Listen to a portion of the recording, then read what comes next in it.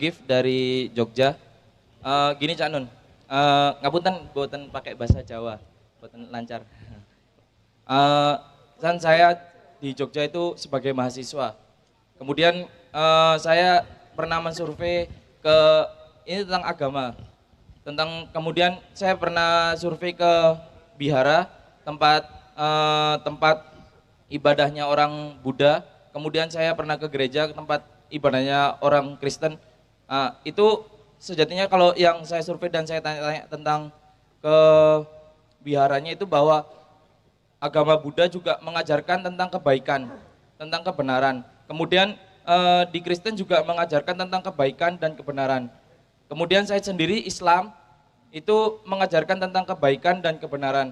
Apakah sejatinya semua agama itu mengajarkan kebaikan, apa kebenaran? Apakah ada yang lebih kebaikan, agama yang lebih baik lagi itu gimana Cak Nun? Kemudian apakah semua tentang agama itu bisa difikirkan dengan akal? Gitu. Terima kasih. Oke, dua jawaban. Karena supaya langsung pikirannya nyambung ya, Rek, ya. Tak jawab langsung. Pertama, agama itu gaenane sapa? Nah, sebutkan ciri-ciri bikinan Allah. Misalnya ono kewajiban ibadah mahdhah. Yang menentukan kon sembahyang ku sapa sing gawe gerake sapa? Allah dhewe ngongkon Kanjeng Nabi terus awake dhewe niru lak ngono. Itu namanya ibadah mahdhah. Kalau ndak punya ibadah mahdhah itu bukan agama.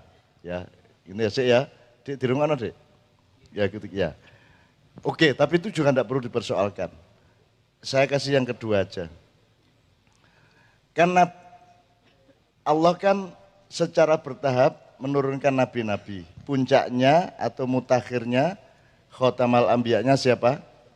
Nabi Muhammad. Nah, sadurunge Nabi Muhammad itu Islam tak duduk. Yang dibawa Nabi Musa Islam bukan? Yang dibawa Nabi Isa, yang dibawa Nabi Daud, yang dibawa Nabi Ibrahim, bahkan Nabi Adam dewi Muslim taga. Malaikat Muslim taga. Nah, jadi agama jane ono piro? Nah, tapi aja ngomong untuk toleransi ke Indonesia, itu disimpan dewi ning jero atimu. Gampangane ngene. Islam itu kelopo.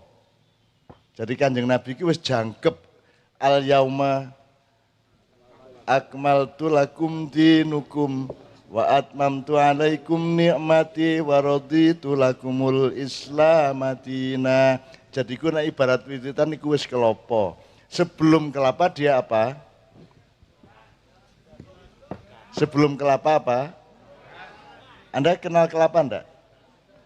Sebelum dia kelapa dia apa? Degan, sebelum degan?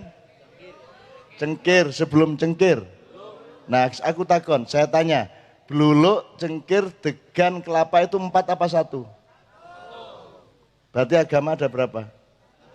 Nah, Islam itu kelapanya, yang lain-lain itu masih degan, masih cengkir, masih beluluk. Cuman karena dunia tidak paham agama, ono sing agama beluluk, ono sing agama cengkir, ono sing agama degan, sampean beragama kelapa. Monggo sak karepe dhewe, nek kate ngrakoti bluluk ya krakotono kono. Ketika jadi kelapa sudah jelas strukturnya dan sudah jelas manfaatnya. Kalau batoknya manfaat apa, sabutnya manfaat apa, airnya manfaat apa, kerambile manfaat apa, belarae, janure, glugune semua sudah bermanfaat. Maka dia menjadi lambang dari Praja Muda Karana atau Pandu. Gitu ya. Gitu ya. Oke ya, jelas ya. Tapi Anda cari sendiri, jangan saya disuruh berfatwa kepada Anda. Karena saya bukan tukang fatwa. Dan saya tidak mau nambah-nambahi kontroversi atau pertentangan antara fatwa satu dengan yang lainnya. Pokoknya Anda belajar sendiri. Yang mana yang agama, yang mana yang bukan agama. Tapi kalau bukan agama gak usah kok tuduh, kamu lah bukan agama, gak usah gitu. Ono arek kok gak tapek ganteng, gak usah ngomong, kono gak ganteng sih. Kono kok rodok merongos si apa, gak usah ngono ya.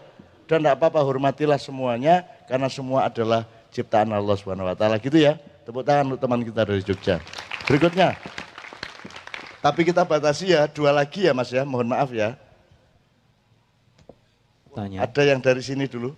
Tolong yang dari santri dulu. Oh ya enggak apa-apa. Sampean dulu terus santri ya. Oke. Ya. Nama Asal saya, cepet boleh, 4 boleh. Assalamualaikum warahmatullahi wabarakatuh. Kami biasa dipanggil Kang Musin dari Lampung. Kami ingin menanyakan tentang permasalahan dua perkara yang memang baik tapi sama-sama memiliki kelemahan. Untuk tentang menghafal Al-Quran kan itu sebenarnya juga baik. Cuma itu kadang kebanyakan kasus ini yang menghafal Al-Quran ini tidak mengerti seperti halnya tadi yang dicontohkan, seperti kata-kata wa ma arsalnakum illa tadi terusannya. Nah itu kan adanya adat hasar ataupun apa, seperti contoh la ilaha illallah dengan Allahu ilahun atau apa gitu. Nah ini kan untuk Al-Quran ini juga memiliki kelemahan tersebut. Ketika ditanya tentang permasalahan yang lebih spesifik seperti itu kan tidak mengerti. Terus untuk yang mengkaji ilmu pengetahuan pun juga seperti itu. Memang mengerti hal tersebut tapi dia juga hafal Al-Quran. Nah ini ketika ada dua pilihan, disuruh menghafal Al-Quran atau mempelajari ilmu pengetahuan dulu, ini yang lebih dianjurkan untuk didahulukan ini yang mana? Karung ngono lho repot sih. Lapo kate didhisikno kita iku kon ya karo-karone ae. Memang baca Quran 24 jam. Nggih, maksudnya kan nggih sampun usaha semaksimal mungkin tapi tidak bisa Karena kedua-duanya saling membantu. Kamu belajar pengetahuan, kamu mengagumi Quran. Kamu menghafalkan Quran, kamu menjadi lebih tahu. Kan kedua-duanya sama. nggih, maksudnya niku tidak mampu untuk mengejar kedua-duanya, hanya mampu mengejar salah satunya saja.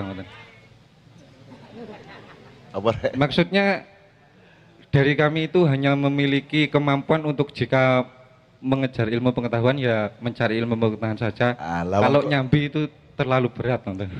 Oh maksudnya kalau waktunya diserap untuk sekolah resmi gitu? Nggih. Maksudmu sekolah umum apa sekolah hifdzul Quran atau gimana? Nggih, maksudnya niku lebih ke mempelajari ilmu pengetahuan tentang agama atau lebih ke hafalannya gitu? Kedua-duanya. Dua-dua. Wong hafal Quran kan enggak harus hafal Quran seluruhnya, ada kewajiban menghafalkan Quran seluruhnya. Nggih. Lah enggak ada. Nggih. Ayat-ayat tertentu tok yang memang baik dan membantu pengetahuanmu juga baik. Kalau Anda mempelajari pengetahuan tanpa Al-Quran juga tidak akan luas.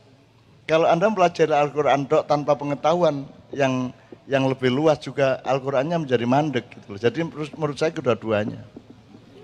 Bekerja atau belajar dulu. Ya kon kari milih learning by doing atau doing by learning, tapi kedua-duanya. Ya dipikir nomena ya. Kon kenapa harus milih salah satu sih?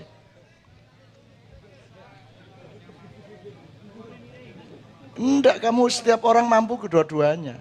Tinggal kadarnya dikurangi. Nah, anjane kaboten dikurangi tapi kerjakan kedua-duanya.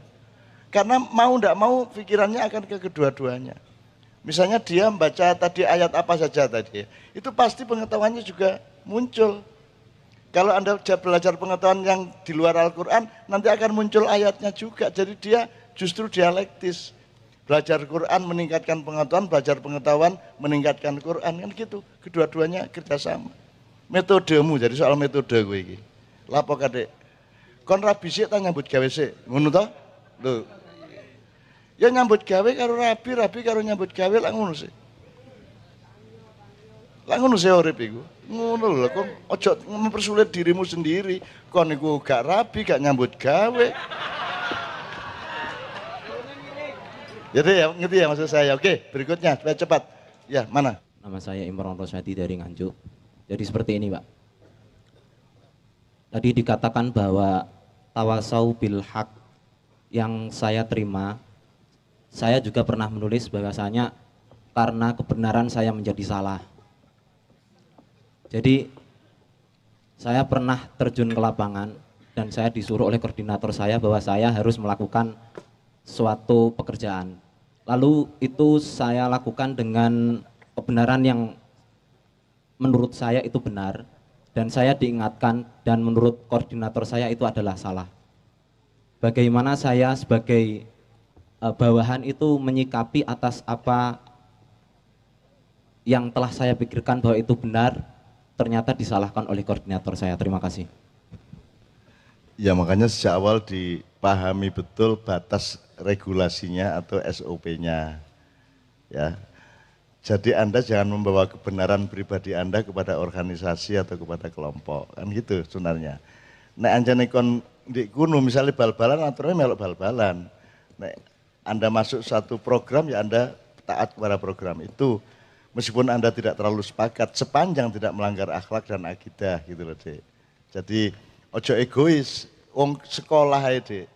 Kon dadi sarjana nggak skripsi, iku ojo kok paksakan pikiranmu. Pokoknya sing kira-kira nggarai dosenmu ngelulusno awakmu ngene lho. Ngono ae, ojo adek kok lawan, ojo adek gede-gede pikiranmu dhewe kok tono iku dosenmu gak paham kok tambah gak lulus kon. Jadi orang sekolah itu tujuannya menurut saya adalah membahagiakan ibu dan bapakmu nomor satu. Nomor loro baru golek ilmu, dan ilmu tempatnya tidak hanya di sekolahan, bahkan sekolahan itu mempersempit ilmu sebenarnya. Sekolah-sekolah modern itu membuat Anda menjadi lebih sempit sebagai manusia. Jadi tujuannya kon kuliah iku loro, siji membahagiakan ibu dan bapak, loro cek gampang nyambut gawe, ngono lho rek. Perkara ilmu karo Quran kon, ngono lho. Ngono ya Dek ya. Nah, jadi Anda juga jangan egois. Tidak harus lan ngono kon dadi ketuane ae, koordinator ae aja. Wong kon nganggota kok kate ya apa meneh, Dek ya. Makanya dipahami, kalau organisasi kan ada aturan bersama sudah. Nah, jangan memakai aturan pribadimu atau subjektifmu, kira-kira gitu. Saya tidak bisa merespon lebih dari itu karena saya tidak mengerti masalah dan kasusnya yang sebenarnya. Ngono ya. Apa ya, Dek ya? Pokoknya aja egois, nuten ae, angger gak ngelanggar akidah dan akhlak. Gitu ya, oke.